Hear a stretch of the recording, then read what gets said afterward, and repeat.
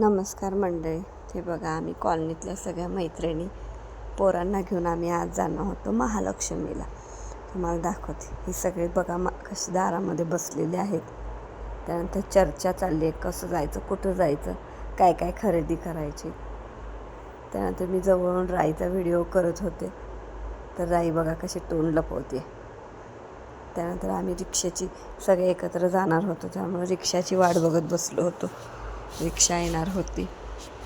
त्यानंतर रिक्षामधून सगळेजण एकत्र जाण्याची मजा वेगळीच असते. एकत्र सगळे मिळून रिक्षातून गेलो आणि आम्ही पोचलो महालक्ष्मीला.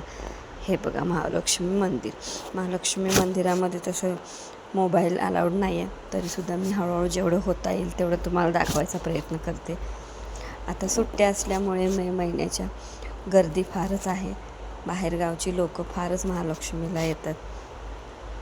आपण जवळ असूनसुद्धा आपल्याला जायचं जमत नाही. आपण बाहेर जातो आणि बाहेरची लोक इथं येतात. हे आता बांधकाम नवीन सुरू आहे महालक्ष्मीचं पुढं, त्यामुळे इतकी गर्दी आहे. आणि प्रत्येक ठिकाणी पाण्याची सोय केलेली आहे. त्यानंतर मी महालक्ष्मीचं तुम्हाला आतून दाखवते. आत गेल्यानंतर गणपती आहे. गणपतीच्या इथून महालक्ष्मीचा चेहरा दिसतो, पण गर्दी असल्यामुळं तो व्हिडिओ करता आला नाही. त्यानंतर आम्ही एक फेरी मारली. फेरी मारल्यानंतर गणपती तुम्हाला दाखवते. गणपती दिसतो. नवसाला पावणारा गणपती आहे महालक्ष्मी मंदिराच्या आतमध्ये. त्यानंतर महालक्ष्मीच्या मंदिरात दर्शन झालं नाही तर बाहेर महालक्ष्मीचं छोटी मूर्ती आहे.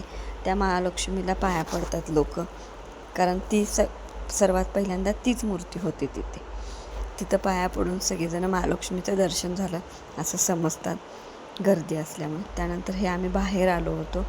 सगळीकडे असं उन्हाचा तडाखा जास्त असल्यामुळे पायामध्ये सगळीकडे मॅट घातला आहे.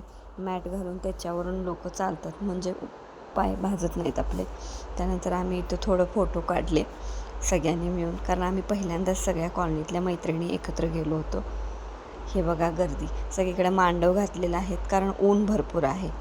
आणि रांगा बाहेरून इतक्या आहेत ना की एका वेळेला 2-3 तास तरी सहज लागतात. त्या रोज महालक्ष्मी मंदिरामध्ये प्रसाद असतो, तिथं आम्ही गेलो होतो. तरी आजचा ब्लॉग तुम्हाला कसा वाटला कमेंटमध्ये नक्की सांगा.